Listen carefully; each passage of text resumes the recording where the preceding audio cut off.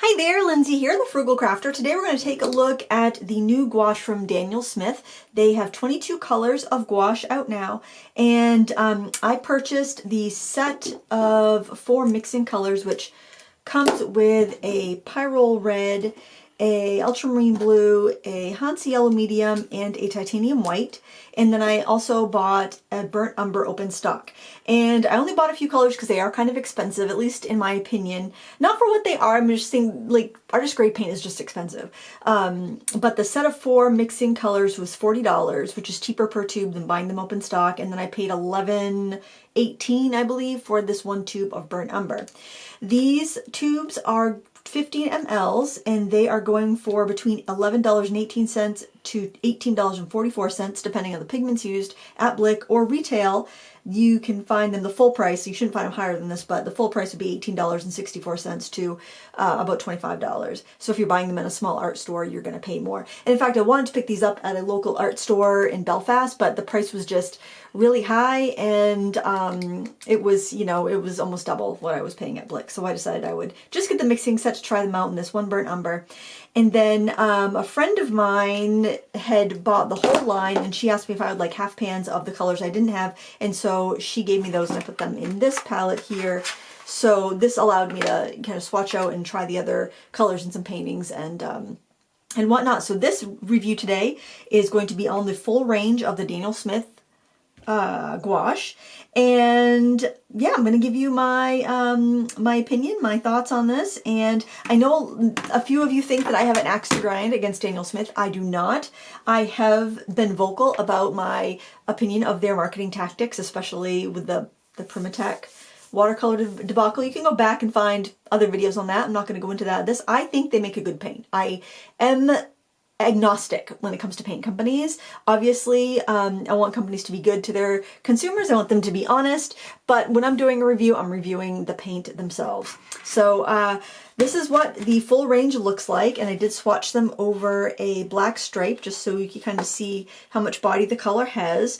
They were pretty moist. Like, I had mine straight from the tube, and I mean, they did sit up a little bit. I've got my my 5 colors here in this little portable painter micro, and I do top it off with a little fresh paint. Like the white, I will top off a little fresh paint as I start, but then it kind of like reconstitutes everything. But they haven't dried out fully, and these paints were poured like a couple days before I got them, so they were still moist, and I sprayed them before I got going. So I think I've got a pretty accurate swatch of them fresh from the tube, but I just wanted to let you know that in case you're like, well, Lindsay, those might have dried out a little bit, maybe that affected the opacity. I just want you to have all the information. And then also I've got the swatch that came with the mixing kit. If you bought that on Blick, it would have this like backer in there with your 4 tubes, and then on the back there is a swatch. So on their swatch, they show full opacity on all the colors for the most part on a mass tone swatch, and then they show them watered down a little bit more. I mean, with my stuff straight out of the tube, I didn't get a full. I mean, the ultramarine's pretty bold, but I mean, even the pyrrole and the yellow, they're not fully opaque straight out of the tube in my opinion. But, you know, hey, maybe they use a thicker layer. I'm just giving you what I see here. And of course, you can go to Daniel Smith's website and find more information. There's a lot of information on Blick as well. I would shop around if you're going to buy these, because in my opinion, they are expensive, and you want to, you know, even if it's a couple bucks per tube difference, you know, that can add up pretty quickly if you want to get a lot of colors. So the colors that I drew rectangles around were the ones in the mixing set. I think they did a good job at the mixing set, because they are pretty neutral primaries, and then you've got a white to lighten things up. So here I did just a very rudimentary little mixing chart. You can get a good orange, you can get a decent green. Purples are not so hot with that red, but I mean, you can get kind of like an eggplant color. I would really have liked to have a like a quinacridone magenta, which you can get there, and I think they probably didn't put that in the mixing set because it is quite translucent, and I'm sure they wanted to get the more versatile colors and the more opaque colors in the mixing set. And I would like a phthalo blue. They don't have a phthalo blue in their range. Their cobalt blue is a little bit cooler than their ultramarine blue, so you know, you could mix a better green from that. And the greens that they have in their range, I would have preferred, even though it would be more transparent, I would have preferred a straight PG7 just so I'd have the mixing capabilities. But I think maybe they wanted to make sure it was going to be a little bit more opaque. I don't know. I have no idea what a company is thinking of when they put their range together, but I'm just kind of giving you my preferences. And you can see you can get some really good mixes there. I also did a color wheel in my sketchbook, just a little rudimentary one to use up some space here. But you can see the colors are nice and bold and saturated and rich. So I did this painting with the four colors of Daniel Smith that I had, and I was really happy with the way they worked. I didn't get the kind of bright teal that I wanted to in this green light, but other than that, it mixed all the colors that I needed to, and I was really happy with it, and I liked the feel of it. I liked working with it. It was very pleasant. On this Oreo cookie, I did that with the Daniel Smith gouache, and I used it a little bit more watercolory and then built it up as I went, and I loved the process there. Even like diluting it out like a watercolor wash was really nice. It's kind of another one of those gouaches, you can water them out quite a bit and still have a good color payout if you want to use both techniques, which is nice if you want one kind of paint that you can have a little more versatility with. Not as transparent as like the Mission Titanium gouache that I reviewed recently, but more opaque and more like what you would, more of a traditional gouache in my opinion.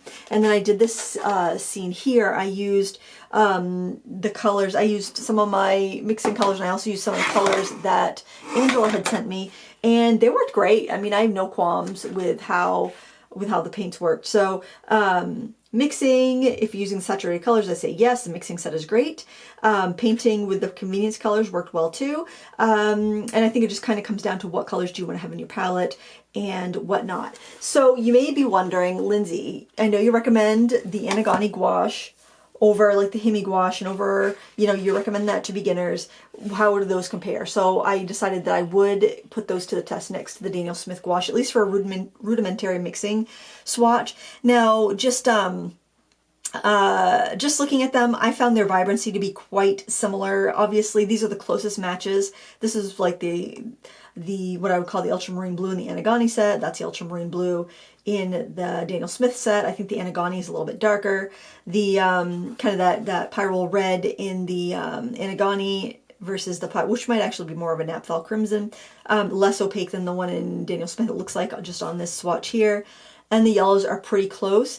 Then I took the three colors and I added white. I did that there. Then I mixed them here just in a kind of a basic mixing chart, and I just added white to some of the ones up here just to show that. Then I mixed all three colors together to make a brown, and then I added white to that to make a tint. And I will say that Daniel Smith colors do appear to be more pigmented. I don't know if it shows on camera or not, but I did get a richer brown with the three primaries here than I got with the three primaries here, which, and this looks a little more hazy, like maybe there's more fillers in it, which I would say there would have to be more fillers in it, because each of these cups is 2 times the amount of paint. This is 30 mLs, this is 15 mLs, so this is twice the amount of paint, and you get 56 of these for $40. You get 4 tubes of these for $40. So obviously they've got to cut back somewhere. So I still recommend the Anagani gouache, but they have changed their color scheme a little bit since I got mine. I think they offer more earth tones and less pastels now, which is fine with me. You can make your own pastels, but you might want to get an extra pouch of white.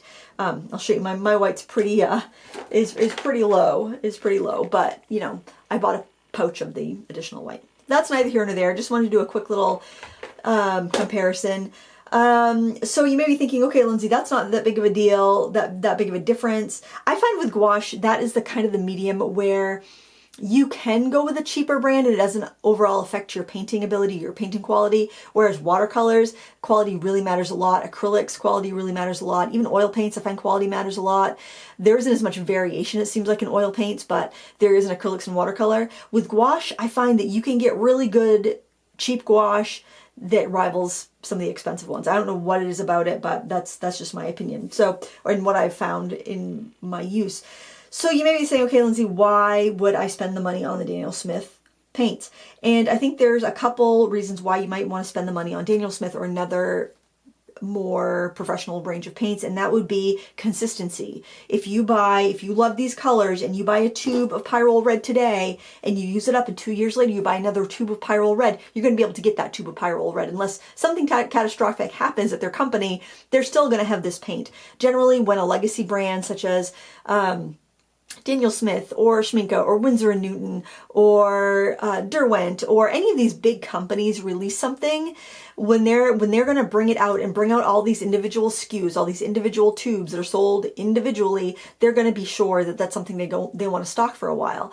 It doesn't always work out that way. Winsor & Newton has recently launched and discontinued like their pigment markers and things like that. But generally, when a company comes out with something, they're coming out with it for the long haul. When it's a legacy brand, like a brand that is kind of like a famous art supply brand, it's kind of the no-name companies like Anagani or any of those other white labeled companies. You may find a gem and never be able to find that paint again. So you're paying for the consistency. You're paying for that. There are people in the factory with the lights on. They're being paid a good wage. They are making that product and they're going to keep making that product. So for one, you're paying for consistency. Two, you're paying for the assurance that you know what's in the tube. Like this has, and 17 out of the 22 colors here are single pigment colors, which is really nice. And you're paying for the information on the tube. You can see what pigments are used and you can decide, is that Lightfast enough for me? Is that going to work for my work? Is this going to match a brand? Maybe you're switching over from another brand and you know that red that you like is pigment PR 254. You want to find that pigment in this brand. You want to know what's in the tube, basically. You pay for that information and that assurance that what you're buying, you're getting in that tube. You cannot, I have no idea what is in the Anagani colors. Like this is my swatch of the Anagani 56 colors. They're beautiful. They're so opaque. They're the most opaque gouache that I have, and yet still so saturated. But I don't know what's in them. I have no idea what the pigments are in this. I've never been able to find it. So that's what you're paying for. Now, the other thing I will say is that if you look at all these colors, they're very opaque and you get so many of them. So they're really not designed for mixing. And what can happen when you have super, super opaque colors and you go to mix them is that you have a better chance of getting mud versus a color, a paint that's got a little more transparency, you have less chance of getting mud. That's why, like in watercolor, when you're mixing colors, the more single pigment colors you can find, the less chance of getting mud. The more transparent they are, the less chance of making mud. Actually, the cooler undertone they are, the less chance you're going to get mud. So, and mud is basically brown you're not going for. You know, you can mix brown on purpose and that's brown, but if it's a brown or a gray or black you're not going for, then it's mud. So because these colors are a little bit more saturated in color, but a little less opaque, they're going to mix better. So you can get by with those 4 or 5 tubes and not have to have the full range of colors, not have to have a full palette like this to be able to get your paintings done. So that would be the other things. You don't want to have that many paint. You want to have, you know, you want to have 5 tubes of paint and that's all you want to carry. That's all you want to deal with. You know, I would recommend having like a cool, like a pinky red and also a greeny blue, or maybe just a phthalo green, which they don't have, but they're coming out with some new colors, so maybe they're going to get those colors in. But I have a feeling they might have stayed away from those colors because they tend to be so transparent, pigmented. Those pigments are so transparent anyway. As I look at the Anagani, they've got this kind of turquoise color, which is probably a phthalo blue plus white because of how opaque it is. And then they've got like a Prussian blue, which would be, well, usually it'd be PB27, but I have no idea what they're using here on this set. But these are very opaque paints, so they're definitely not, I would be very shocked if they were single pigment just because of the opacity that's there. So they're going to be a little bit less, you're going to be less likely to mix them. You'd want to just stick to your really saturated bright colors if you wanted to mix them. I didn't notice any sort of, well, if I do hold this to the light, I can see maybe a little smidgen of sheen here and there, but honestly, I wouldn't even say that's sheen. That could have been like something that rubbed against. I could have rubbed something. Yeah, I could have rubbed my fingernail on it and it would have been shiny, kind of like buffed. So I don't think there's any sort of sheen in this paint. I think it's a pretty well formulated paint. And I love that they're using single pigments here. So we've got PY3, Hansa Yellow Light. We've got PY74. We've got PO73, PR255, PR254.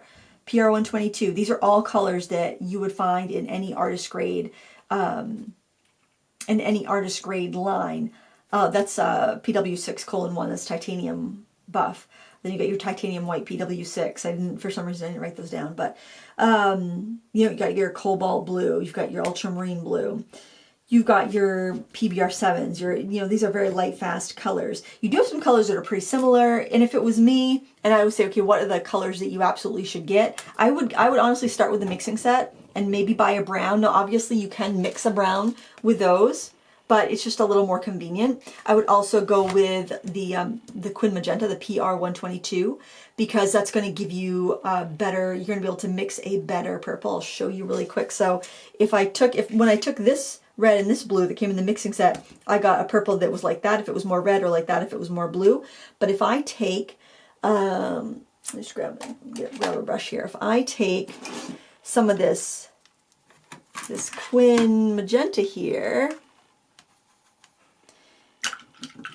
and I take the ultramarine blue, and I'm, you know, probably wouldn't mix it, you probably wouldn't water it down that much, but I'm using my watercolor brush, so I don't want to be using it too thickly. You know, look at that beautiful purple that we're going to get. And I'll just give it a little swipe there so you can see. Isn't that gorgeous? And even thinned down transparently, it's beautiful paint. So quality-wise, I think they're great. I don't think they're overpriced. I think that that's what you're going to pay for an artist-grade gouache. And again, what you're paying for is the longevity of a product line being around and being able to get that consistent tube of paint again. And not having to have 56 colors. You can have, you know, like I would say, I would add the magenta to this from the Daniel Smith line. I probably would find a phthalo blue from some other line, just because there's no really green leaning blue here. And those greens just don't do it for me, quite frankly. I wish it was just a straight PG7. Like this is PBR7 and PB15. And it's such a dull green. So you know they have PB15. They have it. I wish they would have made just a straight PB15. So if that comes out in the second iteration, their second release, I would buy that. I would buy a phthalo blue, and I would buy a quinacridone magenta, and then I would just mix everything, because that's a really, it's a much more affordable way to do it, and then you get a lot more mixing experience, and you're going to become a better painter, and then you know what your pigments are. You've got all single pigment colors, and then you can mix and have Lightfast paints, not spend a ton of money, and replace the tubes as you need to. So that would be my opinion. Maybe they'll come out with like a essential set like they did with watercolor. I think that would be excellent. But I think the quality of these paints is really nice. Are they, you know, if you got $40 to spend, should you get the mixing set, or should you get the, you know, set of 56 Anagani gouache? That's totally up to you. If you are too afraid to use your paint, if it's like, if each tube costs $10 and that like freaks you out, then go with a cheaper paint and just get the, you know, get the brush miles in, and then maybe invest in these once you feel a little more confident in your skills. But a little goes a long way. What I probably would recommend doing is putting some in a palette, maybe not putting a ton out, and then when it starts to get dried up, then squirt a little bit more on top, and then like, so you kind of keep it in a semi-moist state at all times. I'm going to keep these in between these two palettes, and I think I will enjoy working from those. They do seem to dry down fine. I didn't see any cracking problems, but I don't know if I haven't really had mine enough, and I've been using them quite a bit. So, and that's the thing, if you do keep using them, it's not really that big of a deal. But yeah, you certainly could squirt out just a little dab at a time, and you're not going to go through as much paint per painting with these as you would with the Anagani, I think, because you're going to be doing less. I think you're going to need to do less layering, because you can water down your first layer and get a really good tone, and then you can layer up a little bit thicker as you go, and you're just not going to be putting as much paint down, I don't think, because the pigment's going to stretch a little further, because they are more pigmented. Are they 10 times more pigmented? No, they're not 10 times more pigmented, but you do know the pigments you're getting, you do know they're Lightfast, and you do know you'll be able to buy another tube when you run out. And really, with any legacy brand, that's what you're paying for, and you're paying for the workers getting paid a better wage and living in a, you know, a more industrial, what's the word? You're living in, they're living in a more developed country with a higher cost of living, and you're paying for them to have a good quality of life. And that's important. That's really important. So there you have it. I give these 2 thumbs up. I think, I really don't, my only con on this set is that there's no phthalo blue or even a Prussian blue. There's no cool blue. No cool saturated blue. The cobalt blue isn't cool enough for in my opinion, for me anyway. And I'm not complaining about the price, because on Blick they're very reasonable. They're expensive in a local art store, just like they always are, because a local art store has got to sell a lot to pay the bills. So you got to understand that overhead is high in a local art store. But as far as Blick, I don't think this is it's too crazy. But then again, if you're on a budget, you can definitely get a, you could go for a cheaper brand and still enjoy painting with gouache. But this is a review on the Daniel Smith gouache. I just wanted to give you my my honest 2 cents.